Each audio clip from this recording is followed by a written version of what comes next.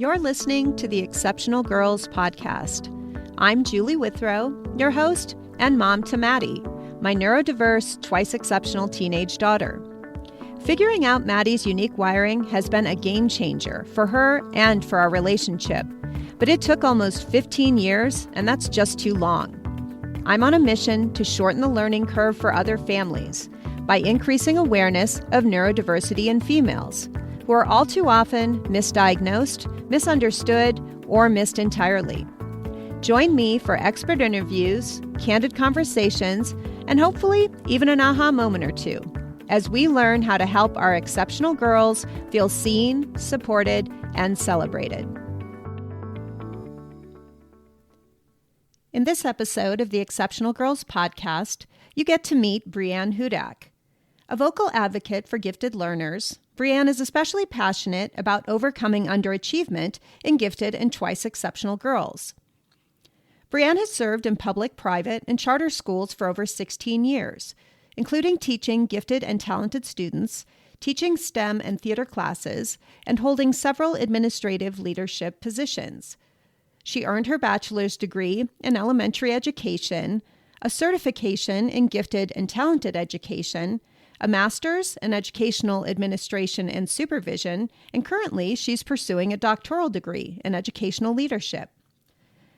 Listen in as Brianne and I discuss the problem of underachievement, its disproportionate impact on girls, and how we as parents and educators can support our exceptional girls to reach their highest potential.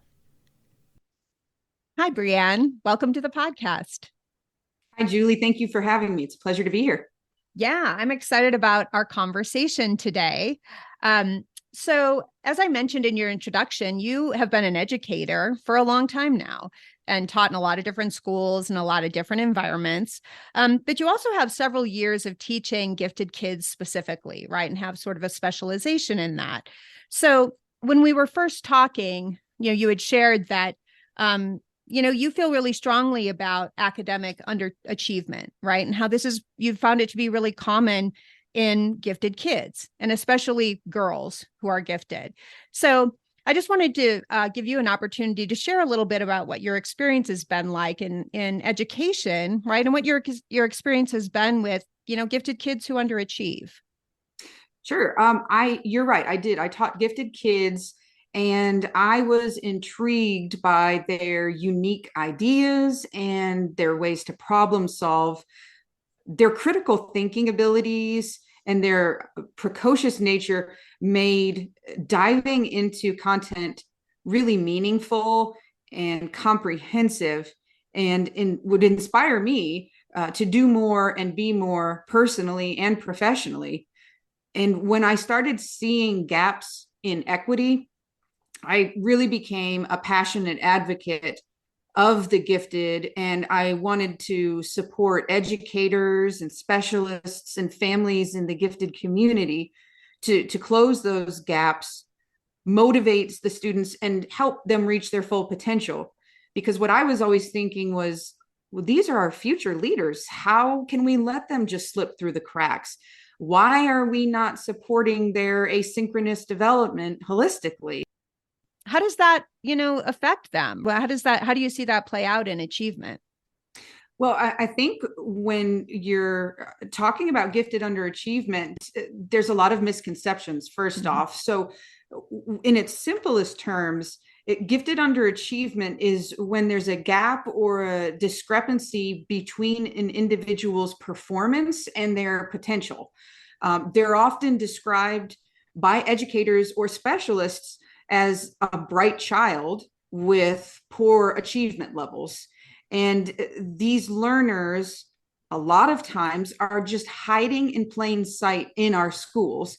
They may want to conceal their gifts and talents and just kind of blend in with the norm, or they'll rebel against their learning environments because they're not supporting their unique needs and thus failing to reach a level that is consistent with their abilities. So when you're talking about gifted underachievers, you're actually talking about over 50% of the gifted and talented population. They're at risk for failure. They're at risk for dropouts, behavioral problems, and even mental health issues. It can deeply affect the gifted subgroup, the twice exceptional or 2E learners, because they're not only trying to navigate their gifts and talents, but they're also trying to work through their disabilities. Right. And so, without proper identification, interventions, and support, these precocious and curious individuals who just love learning just slip through those educational cracks and never reach their full potential. So depending on where you live, it can look different, but in general, it is just about those gaps and discrepancies, filling them and bringing out equity. Yeah. And I think, you raise a really important point, right? Because, I think sometimes folks place a lot of emphasis on achievement in, the gifted population, that it's all about achievement. And part of that is, a big part of it usually is in the learning environment, and even their home environment can be a part of that. But I think what you touched upon is really important. And that is that there is a price for underachievement, because there is this, disconnect that happens even for the child themselves, where they realize, like they know that they're capable of more. They believe they should be capable of more, but maybe they're not giving the right opportunities to be able, to really grow in those ways, or really demonstrate, that they're capable. So I'm curious, like what you've seen in terms of what that disconnect can look like, particularly in girls. Let's say, the parents maybe aren't even sure that they have a gifted and talented, girl on their hands. What are some of the telltale signs of, that a kid is underachieving, right? That maybe they're not, being able to, achieve to their full potential. Well, and I like, Julie, what you were touching on there too, how you said that giftedness can look different, and it's not just always about an IQ level. Mm-hmm. I like to tie giftedness and talent together, talent development, because you could be gifted in the arts, you could be gifted in music, you could be gifted in leadership, you could be gifted in cognitive abilities, you could be gifted in creative abilities and innovative abilities. And so what I think is what is taking place now in gifted research and people that are interested in gifted and talented individuals is we are kind of expanding on the definition of giftedness. And yep. We are saying now that, yes, it is more than just the bright child. It can be the child that has just these amazing, extraordinary abilities, or they have the potential to have them. So they're high ability or high potential. And mm-hmm. So I think it's exciting to know that to close those equity gaps, we can be looking for things other than just academics, and really supporting this population. And to your other question, underachievement, what does that look like? It looks different for different people. It's not one size fits all, but there are some basic signs to look for. You can look for gaps or discrepancies, again, in performance data. So what that means is, do scores and grades compare? Do they align? Do they make sense? And you can consider, you can look at IQ scores and standardized test scores and see if they match. You can look at in-class tests and standardized tests. You can review IQ scores and in-class tests. You can look at project grades to test grades, computer scores to paper-based scores. You're just seeing if there are any red flags when you're analyzing the data. And when you analyze data, what you're doing is you're finding those documented inconsistencies, and that's vital to bringing up the concern. Yeah. Well, and it raises the question. As I was listening to you talk, I was thinking back, on my own experiences, right, as a parent. And how often do you see underachievement actually being an indicator that there might be something else going on with that child, right? Like a twice exceptional child. Maybe they have a learning difference, right? That's part of the reason why they're not achieving to their potential. Like, what's your experience been with that? For that, you're exactly right. I've found that taking a deep dive into the characteristics of the person really helps support the documentation that you've got, because then you're looking into the lens, like you said, of if there are other things going on. Are they perfectionists? Are they bored or unchallenged? Are they disruptive? Are they apathetic? Are they anxious? Are they conforming to norms? Are they self-conscious? Maybe they read a book a day at home, but their teacher can't get them to even read one of the standard classroom books. Perhaps they show interest in computer engineering, but nothing pertaining to that curiosity is available at the school. So to your question, I think that the more you take that deep dive and understand the person, the more you can really put the puzzle pieces together and say, I think there's an issue here that we need to tackle. Yeah. I mean, I think that happens a lot with parents, and I would suspect teachers probably fall into this trap too, where you're disapproving of this child who has all this potential, right? And you think they're just being lazy, or they're just not applying themselves, right? And I know they're not paying attention. Not that they can't pay attention, but that they're just not, and this laziness is this thing that I see come up a lot, in groups where people are like, why is my kid so lazy? And some of us are like, well, maybe it's not just laziness, right? Maybe it's that the material isn't stimulating enough, or maybe there's something else going on with that kid. It's something that as parents and as educators that we all have to have a little bit of grace around for ourselves, right? Because we don't know what we don't know. But like as a parent, I certainly made that mistake, right? And my kid would tell you that I made a mistake where I was like, I know that you're capable of this, this, and this. So like, why aren't you doing it? The whole like, stop being lazy and start applying yourself. And I think too, it's those barriers again. It's when you find that there is something that is concerning and you feel like it could be in the realm of underachievement, then you have to start looking at those barriers and breaking them down one by one. And like you were just saying, are you disruptive because you're bored and unchallenged? Are you being lazy because you just don't enjoy learning anymore? School isn't fun for you, and so you just don't want to engage. But I think that's where educators, specialists, parents have to be willing to have those open conversations with that individual to say, okay, I'm seeing performance data's not matching up well. I'm seeing things at home, and then I'm getting reports at school that are different. So there's this mismatch. There's this confusion, and we have to now figure out how to work through it. But I think what is the key there is the purpose of this podcast is, if you are familiar with the term underachievement in gifted and talented, and you can kind of look for those signs or those red flags, then you have the way into the conversation to say, I think there's more you can do, and I think we have to find the correct path to get you there. Yeah, totally.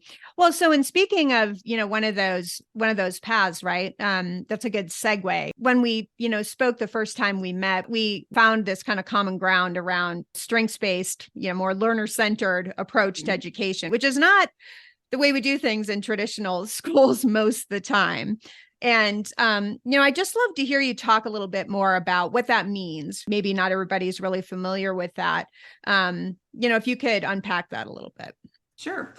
Yeah, so strengths-based approaches to gifted and talented children, it's about focusing on things that they're doing well and that they can celebrate and feel successful in, to help them embrace their gifts and talents more and develop. A lot of times in traditional learning environments, unfortunately, the disability is identified first, or the area of concern is identified first. And what that does to that learner is it puts negativity around who they are as a unique individual, and it stays with them, and it kind of snowballs and has detrimental effects on their social emotional development, their interactions, their feelings towards school and learning. It can go to, find its way back at home and cause just different arguments and troubles. And so what we have to do is we have to be willing to shift that into the strength-based opportunities, where you say, yes, these are things that are amazing about you. These are things that are special about you. These are things that you do really, really well and can get even better at, to help find your passion and your purpose and really unleash your potential. Now, these other areas, these areas are going to be your areas of improvement, areas that you can focus on growing and developing. But this doesn't make you who you are. These are stepping stones to getting to the person you want to be. Over here, these are your amazing capabilities, your extraordinary things. And the other side is just areas that we're going to use the right resources and supports to help you get better in. Yeah.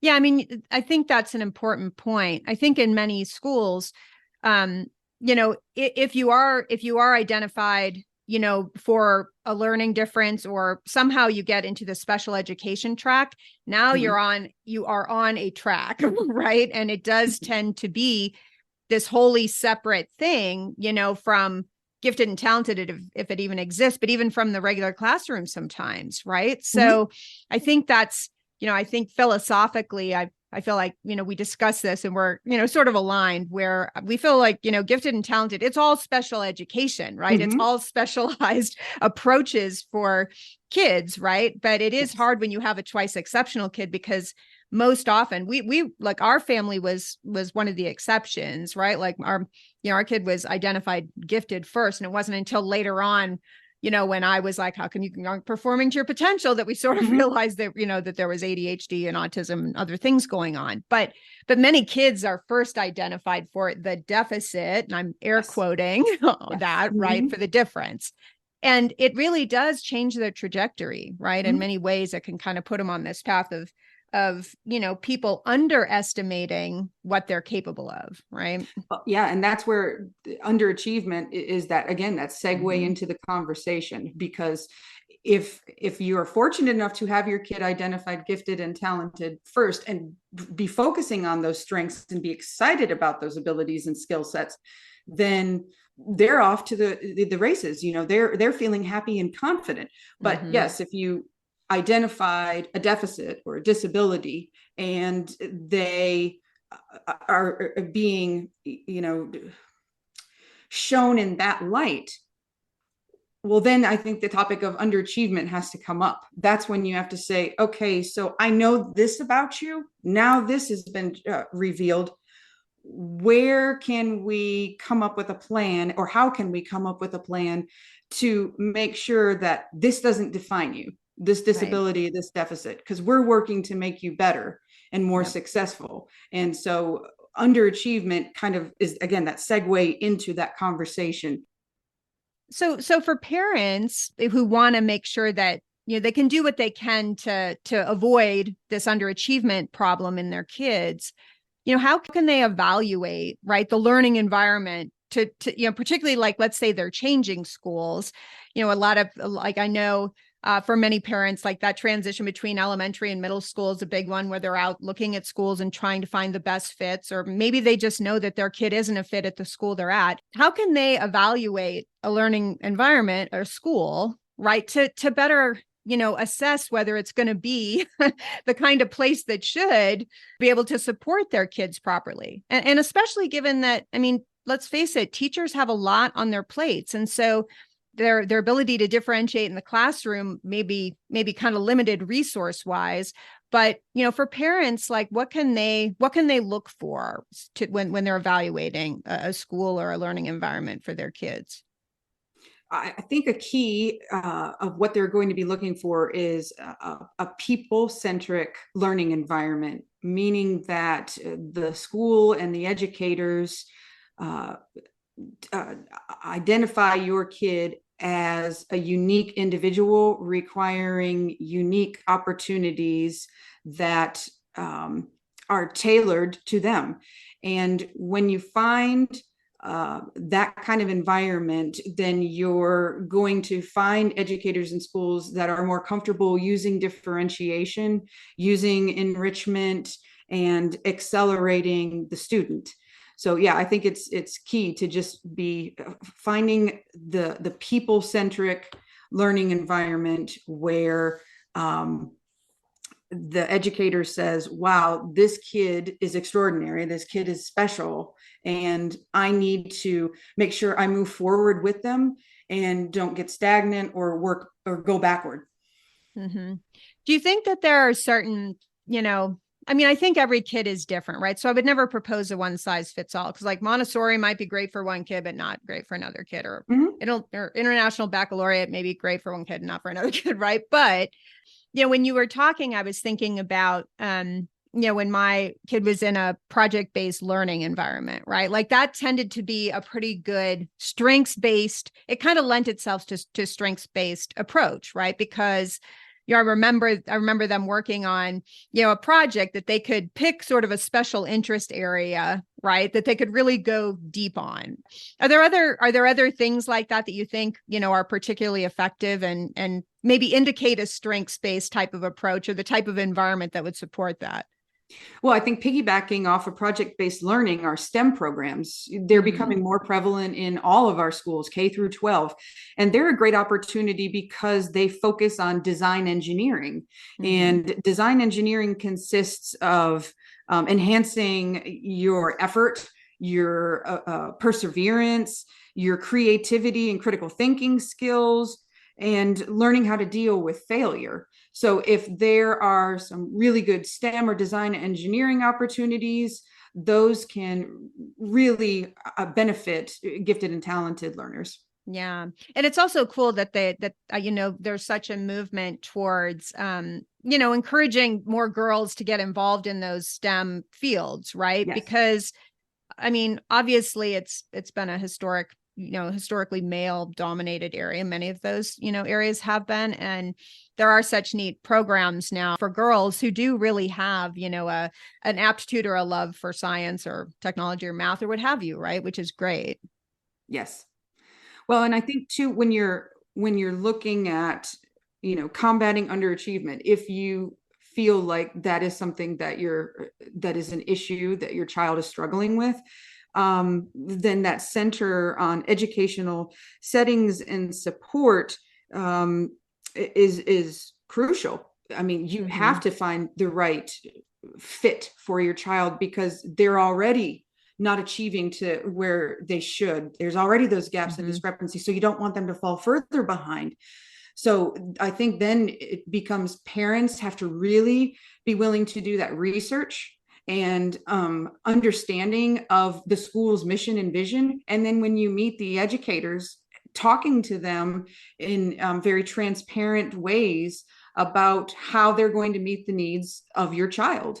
Having those open conversations, those direct conversations, it builds those relationships and it helps everybody be on the same page in understanding what is going on and what the goals are for the child.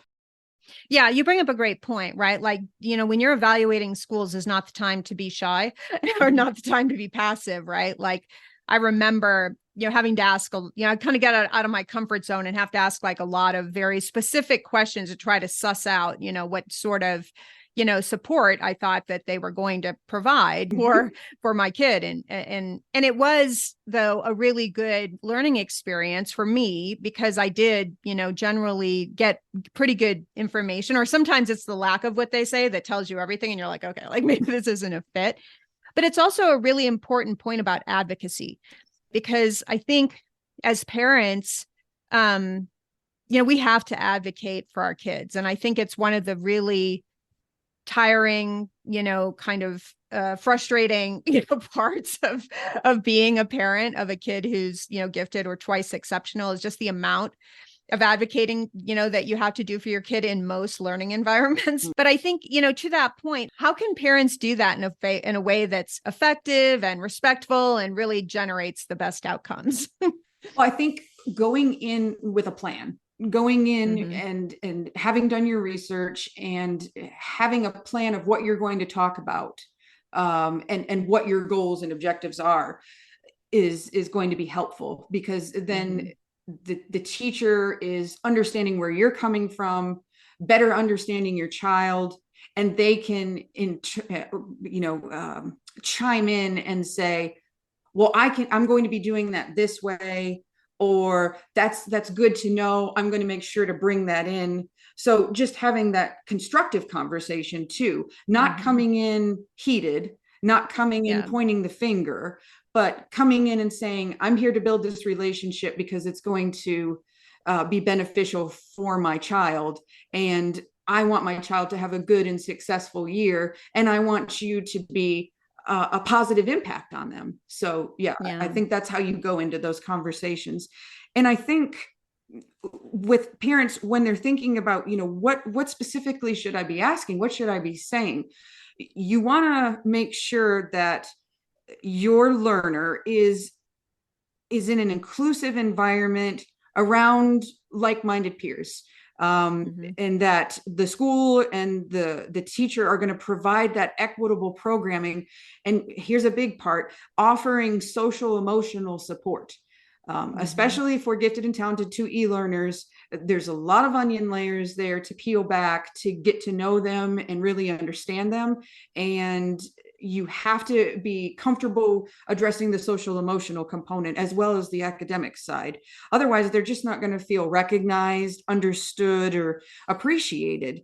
So another thing is, when parents go into these conversations, the earlier that a person is recognized as a gifted and talented or a 2E learner or an underachiever, the sooner the right interventions can be put into place that are going to properly support them and point them in the right direction.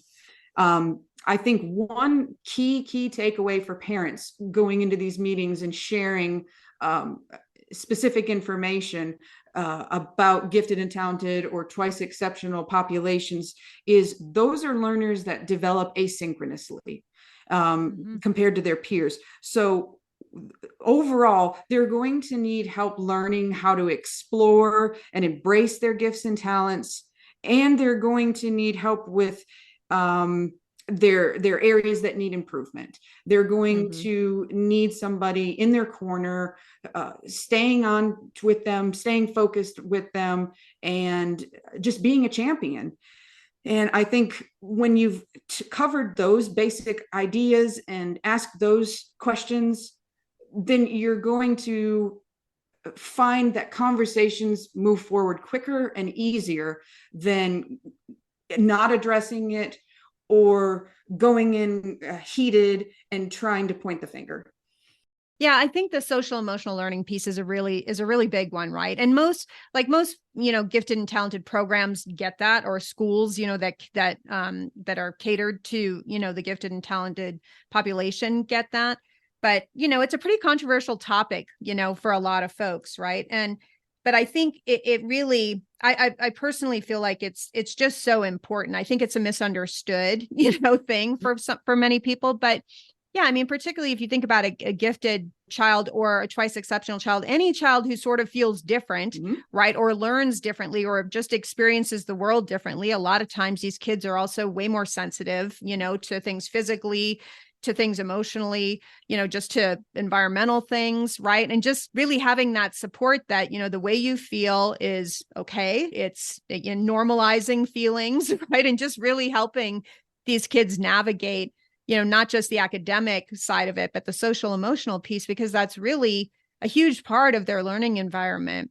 In my experience, at least, that's where my kids struggled the most, right? Was with that particularly with the social side of things. Absolutely. Yeah. I think any underachievement intervention or plan in place for a child to be successful has to include equipping those individuals with those skills and tools that they need to stay organized, to be able to be able to properly socialize, self-regulate, and just engage in collaborative and leadership opportunities.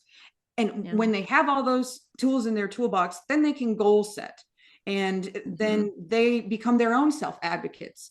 And that's the overall goal or objective that you want to see for them. Yeah, totally. I mean, that self-regulation piece is huge. It's like the Maslow's hierarchy of needs, right? Like if you are not just basically, physically feeling safe and okay, right? Like you're not going to be available to learn. You're not going to achieve to your potential, right? There's just no way. Your brain is wholly focused on survival, even though it may not be logical. Like this is how it works, right? And so it is such an important piece. And I'm really glad you brought it up, because I know that social emotional learning has really become like this political topic. And I don't need to dive, into that too deeply, but I think it's unfortunate because I'd hate to see it fall by the wayside. Because I think it's really valuable for all kids to learn those skills, but particularly kids who know they're different and feel different. Yes, and it's important too, because the gifted community is so small already. And like you were saying earlier, these are outliers in education. These are kids that think outside of the box and think differently and perceive differently. And oftentimes they feel like they are on an island, that there's nobody around there that's similar to them or is like them and can relate to them. And they have lots of thoughts and feelings about that, lots of emotions, and they need to get those out, and they need to be in a safe and responsive environment that allows for that conversation to take place, so that they can realize that there's a support team around them that wants the best for them, and that they're not alone, that they don't have to stay isolated, that they can come out of their fortress that they've built around themselves and be who they truly are, and just be happy. I mean, that was always been my underlying, motivator, because girls especially, right? Because even in this day and age, we're kind of socialized, to not stand out too much, right? And not be too big and not be too this and not be too that, and I think we see girls shrink a lot as a result. And that I think is really tragic, for a lot of reasons. And it certainly, can have a lot of detrimental effects over the course of their life, right? These early experiences. So, I fully agree that the social emotional piece is really big, and for all kids, right? But I have a real soft spot, for the girls. One, because I went through that myself, and I also saw my own child go through it, and it really is. It's a hard thing for these kids to navigate. It is. Gifted underachievement in girls, it often manifests itself as a lack of motivation, perfectionism, or a reluctance to just take risks. Because like you were saying, early in their academic careers, these girls with high abilities, they struggle with perfectionism because they feel like they're on the pedestal to be the best at something or be the best at everything. And like you were saying, you got to be this much more and do this much more. And the pressure they feel in that role, it leads to the fear of failure, the fear of rejection. It can create kind of an overwhelming, skewed image of themselves. And in their transformative years, gifted girls are known to downplay their gifts and talents, or even relinquish their passions, because they desire to fit into those societal groups and norms. They don't want to be viewed as the nerd or as somebody different. Their goal is to be pretty, popular, and trendy. And so they have all this confusion and inauthenticity. And due to that, the gifted girls can suffer from imposter syndrome, and they struggle to find a true path that will bring them happiness and success. Exactly. Right. That's you. I couldn't have said it better myself. That's like my primary motivator, right? Is to make sure that, we're identifying, girls early and giving them the supports they need, like all that wraparound stuff, right? To make sure that they can achieve to their full potential, because they'll be happier and more fulfilled if they can do that and just really fully authentically show up as who they are, right? Yes. 100% of who they're meant to be. So I really love that we were able to talk about this and and really kind of dive into the from the educator perspective. I know you're a mom too, right? But also kind of getting this educator perspective, I think, is very important, because obviously this is where our kids spend most of their days. And these are the environments where they get a lot of input and a lot, of their information. So I really appreciate, you taking the time to really talk about it and share your experiences. And I know this is a passion area for you as well. Absolutely. Yeah, I think when you touch on combating or tackling underachievement in girls, you're having to, like you said, it's a special spot for me as well, because I coached girls in STEM and robotics programs and in leadership programs, and it'll bring you to tears sometimes, just hearing their struggles and how unfulfilled they feel, and they have no direction, and they hide their gifts, and I hate that for them.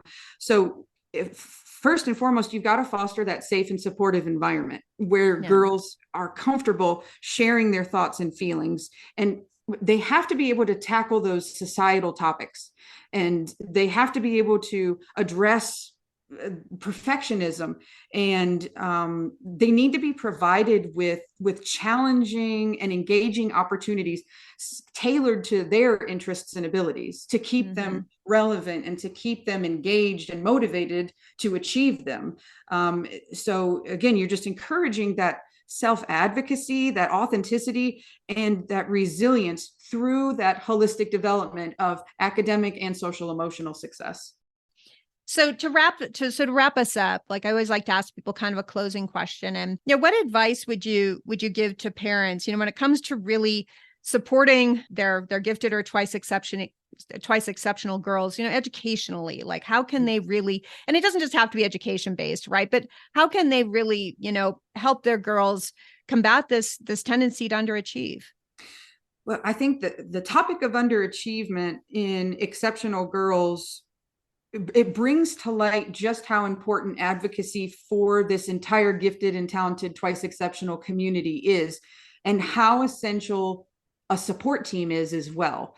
The more we can help raise awareness and understanding of the gifted and talented or twice exceptional and their unique nature and needs, their neurodiversity, the more we can ensure that they are getting appropriate content and instruction that's moving at their pace and ability levels, while tying into their interests and their passions.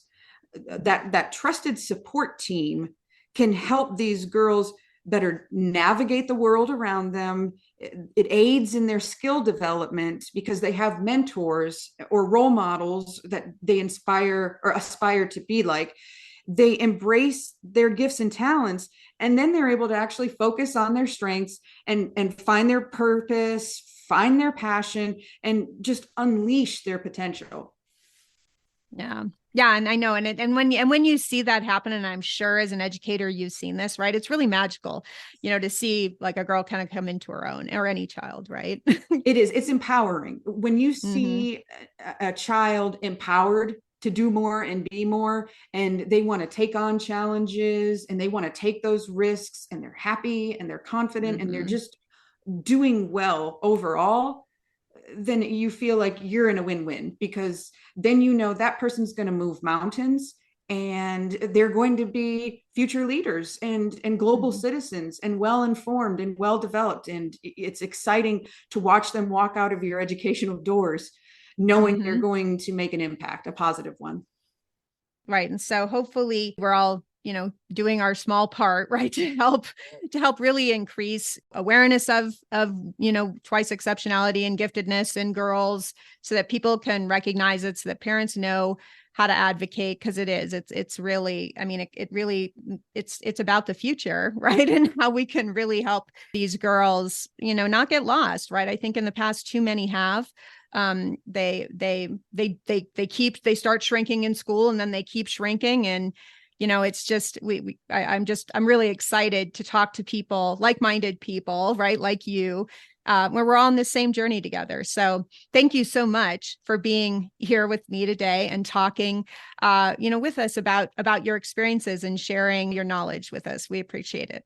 Thank you, Julie. And thanks for offering this forum to be able to have these conversations and to provide this information to those in this community. Thanks for tuning in to the Exceptional Girls podcast. If you liked today's episode, it would mean the world to me if you'd subscribe, leave a rating and review, and recommend it to just one other person who you think would benefit from listening. Even a small act of support helps the podcast reach more people, which in turn helps increase awareness and understanding of exceptionality in girls. And if you have suggestions for future episodes, please share them. You can connect with me, your host, Julie Withrow, through our website at exceptionalgirlspodcast.com/contact. And that's a wrap. Ciao for now.